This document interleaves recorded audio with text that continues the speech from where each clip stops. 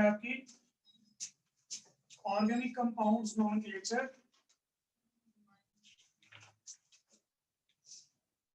With more than one functional group.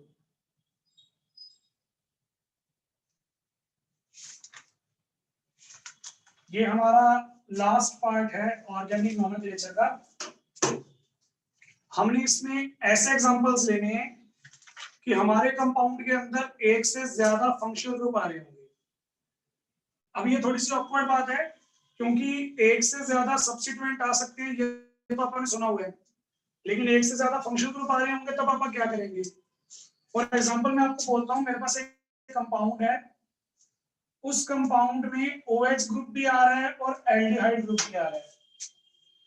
तो जब मैं इस कंपाउंड का नाम लिखूंगा तो मैं इसके सफिक्स में अल लगाऊंगा या ओल लगाऊंगा, मतलब CHO का सफिक्स लगाऊंगा या OH का सफिक्स लगाऊंगा। सोचने वाली बात है, दोनों तो लगा नहीं सकता क्योंकि इन दोनों में से एक फंक्शनल ग्रुप जो है वो ज्यादा रिएक्टिव है और दूसरा फंक्शनल ग्रुप जो होगा वो कम रिएक्टिव होगा। तो हमने यहाँ पे क्या करना होता है, जब हमारे पास कंपाउंड में एक से ज्यादा फंक्शनल ग्रुप आ जाते हैं तो हमने दोनों में से एक को ही मेन मानना है, और हम किसको इंपॉर्टेंट या मेन मान के चलेंगे, जिसकी रिएक्टिविटी जो होगी वो ज्यादा होगी। इन दोनों में से जो भी फंक्शनल ग्रुप हमारा मोर रिएक्टिव होगा उसे हम मान के चलेंगे हमारा पेरेंट फंक्शनल ग्रुप। समझ में आ गया? मैं आपको वैसे ही बोल रहा हूं, सपोज करो इन दोनों में से इसकी रिएक्टिविटी ज्यादा है, वैसे ही बोल रहा हूं मैं, गलत हो सकता है ये, इन दोनों में से इनकी रिएक्टिविटी ज्यादा है, तो अगर इसकी रिएक्टिविटी ज्यादा है तो इसे तो मैं मान लूंगा पेरेंट कंपाउंड या पेरेंट फंक्शनल ग्रुप। जब इसे पेरेंट फंक्शनल ग्रुप मान लूंगा तो इसे मानना पड़ेगा सब्स्टिट्यूएंट। समझ में आ गया? मैं आपको यह बताना चाहता हूं कि जितने भी फंक्शनल ग्रुप हमारे पास ऑर्गेनिक केमिस्ट्री में एग्जिस्ट करते हैं वो सारे के सारे मेन नहीं हो सकते। कौन सा ग्रुप हमारा मेन होगा, मेन से मेरा मतलब है पेरेंट, कौन सा फंक्शनल ग्रुप हमारा पेरेंट ग्रुप होगा, ये हम कैसे डिसाइड करते हैं, रिएक्टिविटी के अकॉर्डिंग डिसाइड करते हैं। जनरली जो ग्रुप हमारा ज्यादा रिएक्टिव होगा वो होगा पेरेंट ग्रुप, और जो लेस रिएक्टिव होगा उसे फिर हम कैसे ट्रीट करेंगे, सब्स्टिट्यूएंट की तरह ट्रीट करेंगे। उसका नाम पहले लिखा करेंगे, अल्फाबेटिकल ऑर्डर में लिखा करेंगे, 2 बार आएगा तो डाइट्राई लगाया करेंगे। तो ऐसे कुछ चेंजेस हमें करने पड़ेंगे। सर कोई दिक्कत नहीं है, चेंजेस कर लेते हैं, लेकिन आप हमें ये बताओ कि जब ये मेन ग्रुप में था, जब आप इसको पेरेंट मान रहे थे, तब आप इसके लिए सफिक्स ऐड करते थे अल। जो अल ऐड करते थे वो क्या था, सफिक्स। लेकिन जब आप इसको सब्स्टिट्यूएंट मानेंगे तो सब्स्टिट्यूएंट के लिए आप सफिक्स थोड़ी लगाते हैं, सब्स्टिट्यूएंट के लिए आप क्या लगाते हैं, प्रीफिक्स। तो इसका प्रीफिक्स क्या है वो बताना पड़ेगा। इसका ही नहीं, सभी ग्रुप्स का बताना पड़ेगा जिसके एग्जांपल मैंने आपको करवाए हैं। तो देखते हैं कौन कौन से ग्रुप किया है आपने, एल्कोहल, अमाइन्स, कीटोन, एल्डिहाइड्स और last carboxylic acid. Esters, amides, anhydrides, acyl chlorides, ये सारे इतने इंपॉर्टेंट नहीं है सर। इनकी हल्की फुल्की नेमिंग आती है जो आपको +2 में करवा दी जाएगी जब वो आएंगे, अभी नहीं करना। बिल्कुल आएगा, मैंने बोला ही नहीं। पंजाब का कौन सा पेपर था, कौन सा, मतलब पेपर का नाम भी तो होगा, टीचर का। तो जो टीचर्स के होते हैं ना, हाँ, जो टीचर्स के होते हैं ना, टीचर्स MSc पास होते हैं, उनके लिए सारे कंपाउंड जरूरी हैं। अभी मैं आपको करवा रहा हूँ ना, आप +1 में हो, आपके लिए यही कंपाउंड जरूरी है। इनके अलावा जो आएंगे वो बताऊंगा, कोई दिक्कत नहीं है।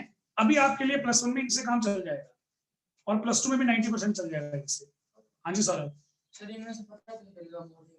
बस वही बता रहा हूँ। अभी मैं क्या कर रहा था, जब मैं नाम लिख रहा था ना तो मैं आपसे ग्रुप पूछ रहा था, तो बहुत आपने नाम लिए पर मैंने वो लिखे नहीं। जैसे मैं यहाँ पे था, जतिन ने बोला कार्बोक्सिलिक एसिड, तो मैंने उसको लास्ट में लिखा। उसका रीजन यही था, मैं आपको रिएक्टिविटी बताना चाहता था। इस ग्रुप में जो मैंने ये अरेंजमेंट किया ना, टॉप टू बॉटम की रिएक्टिविटी इंक्रीज हो रही है। तो इन पांचों ग्रुप्स में से सबसे कम रिएक्टिव कौन है, OH। और सबसे ज्यादा कौन है? कार्बोक्सिलिक। इसकी तारीफ तो मैंने परसों ही कर दी थी, किंग ऑफ ऑर्गेनिक केमिस्ट्री, यही रिएक्टिव है, इसके आगे कोई नहीं आता, ये अमिताभ बच्चन ऐसे वैसे, तो इसकी तारीफ मैंने कर दी थी। वो इसलिए क्योंकि इसकी रिएक्टिविटी सबसे हाई होती है। अगर ये प्रेजेंट होगा, इसके सामने ये सारे सब्स्टिट्यूएंट की तरह बिहेव करेंगे। अगर ये है, इसकी प्रेजेंस में ये दोनों सब्स्टिट्यूएंट है, लेकिन ये दोनों पेरेंट ग्रुप होंगे, इनकी प्रेजेंस में ये सब्स्टिट्यूएंट बन जाएगा। समझ रहे हो? OH इनमें से किसी मर्जी के साथ आ जाए, वो सब्स्टिट्यूएंट रहेगा। अगर अकेला आ रहा है तो मेन, और अगर इनके साथ आ रहा है तो सब्स्टिट्यूएंट। अकेला आते तो आप सफिक्स लगाते हैं ओल, अगर सब्स्टिट्यूएंट में आएगा तो आपने प्रीफिक्स लगाने हैं। OH के लिए प्रीफिक्स यूज करते हैं हाइड्रोक्सी। फंक्शनल ग्रुप में इसको ओल बोलते हैं, सब्स्टिट्यूएंट में इसको क्या बोलते हैं? हाइड्रोक्सी। NH2 को क्या बोलते हैं? अमीनो। अमीनो बोला मैंने? हाँ, अमीनो बोला, अमीनो एसिड्स। अमीनो एसिड्स क्यों बोलते हैं उनको? आपके सामने आंसर है। एसिड का मतलब होता है कार्बोक्सिलिक ग्रुप, और कार्बोक्सिलिक के सामने ये सब्स्टिट्यूएंट है, तो कार्बोक्सिलिक के सामने इसको क्या बोलना पड़ेगा? अमीनो। इसलिए उनका नाम अमीनो एसिड्स होता है, जो आपके न्यूक्लिक एसिड्स होते हैं जिनसे वो बनते हैं। CO ग्रुप, इसके लिए सफिक्स तो आप ऑन लगाते हैं, प्रीफिक्स इसके लिए क्या है? ऑक्सो। क्योंकि कार्बन तो मेन चेन में ही आ जाता है, oxygen as a substituent behave करता है, इस वजह से तो ऑक्सीजन के लिए आप क्या बोलते हैं? ऑक्सो। CHO अगर एज ए सब्स्टिट्यूएंट आ जाए, इसे बोलते हैं फॉर्माइल। कई जगह से फॉर्मिल भी बोल देते हैं, फॉर्मिल फॉर्माइल एक ही बात है। वैसे सफिक्स के लिए अल था। और लास्ट ये हमारा ओइक एसिड, इसके लिए कोई प्रीफिक्स नहीं है। क्यों नहीं है प्रीफिक्स? क्योंकि ये कभी भी सब्स्टिट्यूएंट नहीं आ सकता, ये हमेशा मेन होता है। सर ये सब्स्टिट्यूएंट आएगा, कब आएगा सब्स्टिट्यूएंट? इस केस में आएगा सब्स्टिट्यूएंट।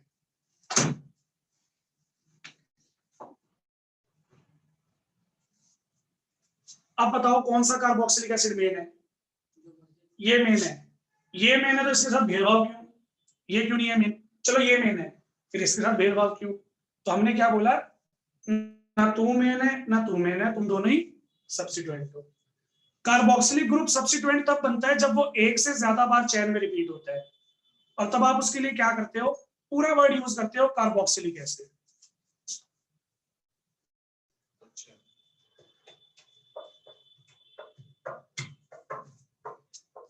ठीक है जी, सर एक बार इसका नाम बताता हूं। ये ऐसा कंपाउंड है हमारे पास, ये ऐसा प्रीफिक्स है, ये ऐसा ग्रुप है जिसका वर्ड हम मेन चेन के बाद ही यूज करते हैं। अब मैंने क्या बोला, ये दोनों सब्स्टिट्यूएंट हैं, तो आप इन दोनों का नाम पहले लिखोगे, इन दोनों का नाम लास्ट में लिखोगे। मैं बताऊं क्या बोलूंगा? इस एग्जांपल में मेन चेन एक कार्बन की है, क्योंकि ये दोनों मेन चेन में तो आएंगे नहीं, सब्स्टिट्यूएंट है। एक कार्बन की मेन चेन है, तो मेन चेन का नाम क्या हुआ? मीथेन। कार्बोक्सिलिक एसिड कौन से कार्बन पे आ रहे हैं? सॉरी 1 1, एक पे आ रहे हैं दोनों, 1 1, ये इसका नाम है। सर आपने 1 1 क्यों दिया? पहले कार्बन पे ये कार्बोक्सिलिक कौन से कार्बन पे लगा हुआ है? मेन चेन पे। सब्स्टिट्यूएंट हो गया। हाँ, तो पोजीशन बतानी पड़ेगी, लेकिन इसका नाम आप बाद में लिखते हैं क्योंकि ये सबसे ज्यादा रिएक्टिव है। समझ में आ गया होगा? फिर सर जैसे एग्जामिनेशन पॉइंट ऑफ व्यू से इंपॉर्टेंट है, क्योंकि बहुत बच्चों को पता नहीं होता कि इसको मेन चेन में इंक्लूड करना है या नहीं करना, वहां पे गलती होती है। सेम काम CHO के लिए, अगर मेन चेन में एक से ज्यादा CHO आ जाए तब आप उनके लिए कार्बेल्डिहाइड वर्ड यूज करते हैं।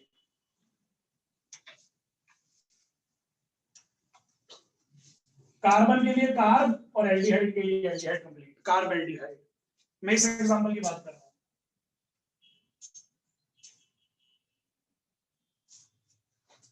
दो आ गए ना, तो ये मेन है ना ये मेन है।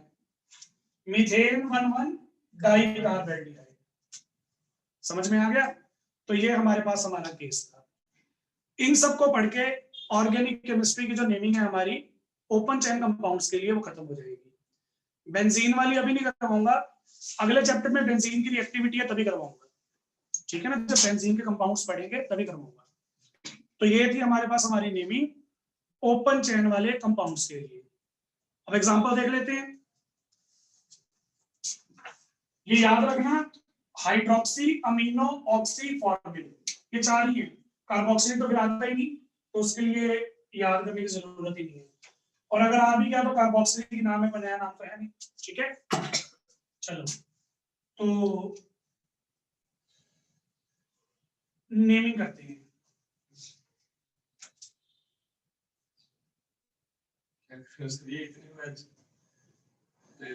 मतलब मैं ये बता रहा हूं, मेजॉरिटी इस फंक्शनल ग्रुप की है, पर मेजॉरिटी मैटर नहीं करती, रिएक्टिविटी मैटर करती है। CHO मोर रिएक्टिव है ना, तो चाहिए 4 बार आ रहा होगा, इसको आप क्या मान के चलेंगे, सब्स्टिट्यूएंट। टेट्रा हाइड्रोक्सी बोलना पड़ेगा, 4 बार आ रहा है टेट्रा हाइड्रोक्सी। चलो नाम देते हैं, काउंटिंग करेंगे अभी। OH और CHO में से रिएक्टिव कौन है, CHO, तो उसी को नंबर 1 देना पड़ेगा। 2 3 4 5 2 3 4 5 टेट्रा हाइड्रोक्सी। सर अब जैसे सब्स्टिट्यूएंट का मैंने पहले लिख दिया है, ये फंक्शनल ग्रुप ही, लेकिन अब बिहेव कैसे कर रहे हैं,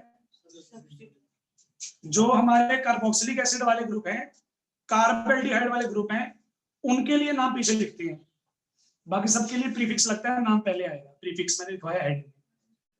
तो 2 3 4 5 टेट्रा हाइड्रोक्सी, 5 कार्बन है तो पेन, सिंगल बॉन्ड है तो एन, और एल्डिहाइड के लिए अल। 2 3 4 5 टेट्रा हाइड्रोक्सी पेंटेन 1 अल, 1 बताना जरूरी नहीं होता, तो पेंटेन। ठीक है जी, चलो अभी अच्छे अच्छे एग्जांपल आएंगे कुछ।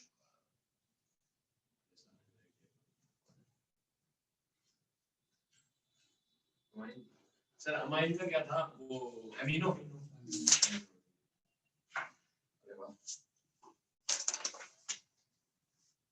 हाँ जी, एक डबल बॉन्ड भी डाल देते हैं, मजा नहीं आता।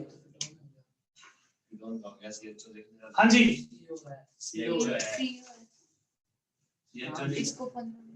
कार्तिक का सही है, CHO लिखा मैंने। मैं ये बोल रहा हूँ, इस एग्जांपल में 3 फंक्शनल ग्रुप आ रहे हैं, एल्डिहाइड, अमाइंस और कीटोन्स। सॉरी 4 आ रहे हैं, डबल बॉन्ड भूल गए थे, डबल बॉन्ड किस तरह का फंक्शनल ग्रुप है, तो 4 आ रहे हैं। तो रिएक्टिविटी ऑर्डर में सबसे ज्यादा रिएक्टिव कौन है, CHO, तो इसको नंबर 1 देना पड़ेगा। अब इसको नंबर 1 दिया तो ये दोनों सब्स्टिट्यूएंट हो गए, इसे बोलते हैं अमीनो और इसे बोलते हैं ऑक्सो। अल्फाबेटिकली ए पहले आएगा, ओ बाद में, तो हमारे पास आ गया 4 अमीनो 5 ऑक्सो, 6 कार्बन है तो हेक्स, डबल बॉन्ड है तो 2E1 अल, 1 नहीं मिलेगा तो भी चल जाएगा। तो ये हमारे पास नेमिंग आ गई ऑर्गेनिक कंपाउंड्स की विद सब्स्टिट्यूएंट्स। ठीक है जी, अब एक और देखते हैं, साइक्लिक कंपाउंड जो मेरे फेवरेट हैं उनको देखते हैं। कॉपी पे करो फिर।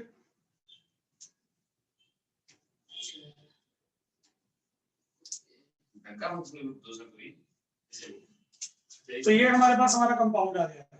ठीक है जी, सर इधर CHO और लगा दो, एक बार बहुत है, इतना ज्यादा कचरा नहीं करेंगे। कीटोन हमारा पेरेंट फंक्शनल ग्रुप है, तो वो तो हमारा मेन हो गया, उसके कार्बन को नंबर 1 देना पड़ेगा।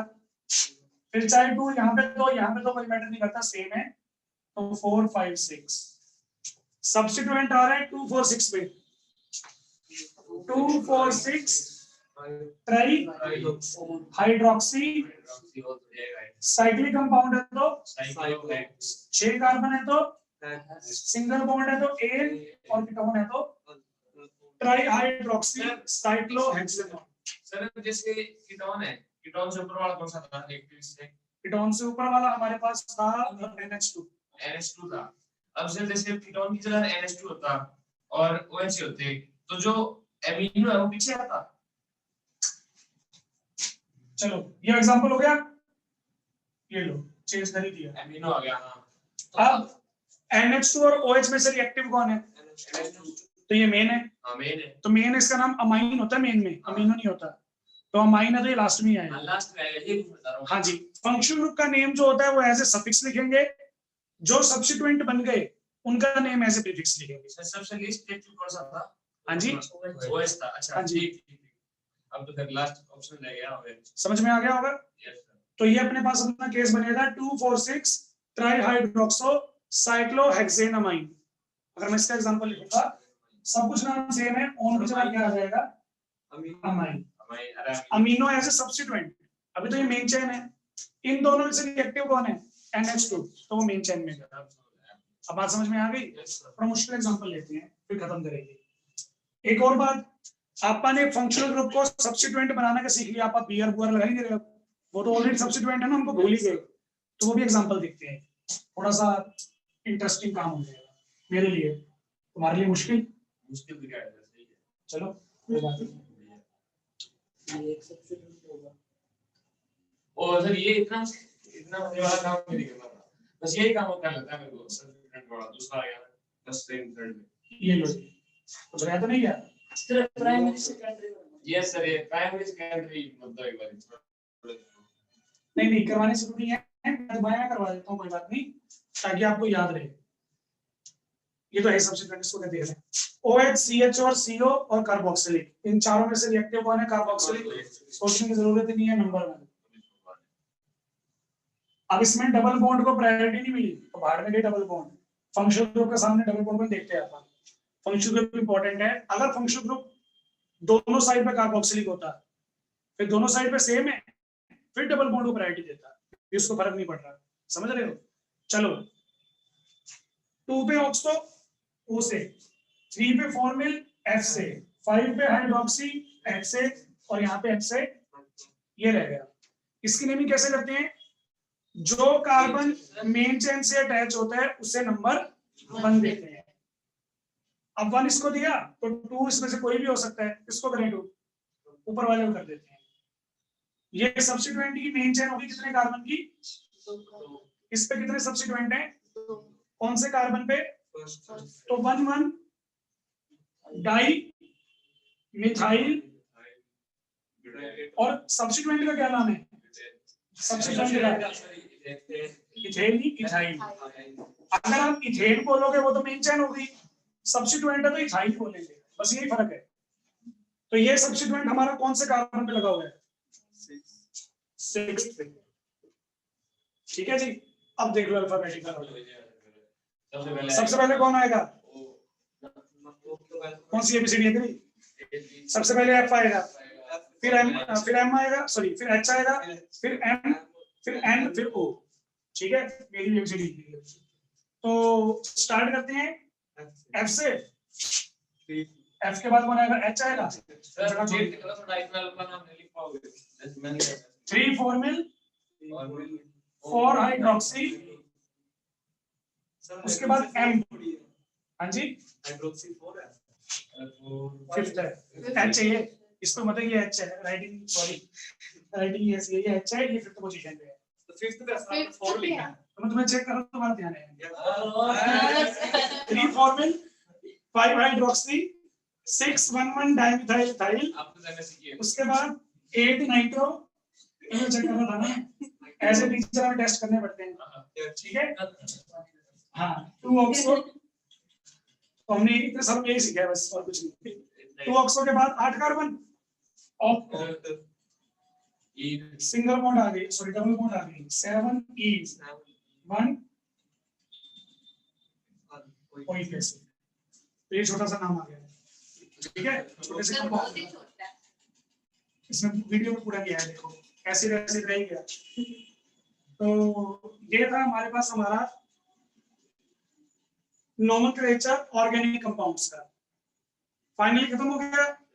अब कल से आप स्टार्ट करेंगे इसके बाकी के बेसिक कंसेप्ट्स, कल से नोट्स वाला काम ज्यादा हो जाएगा आपका लिखने वाला, ठीक है ना? तो बाकी फिर अपन डिस्कस करते हैं। देखो अपन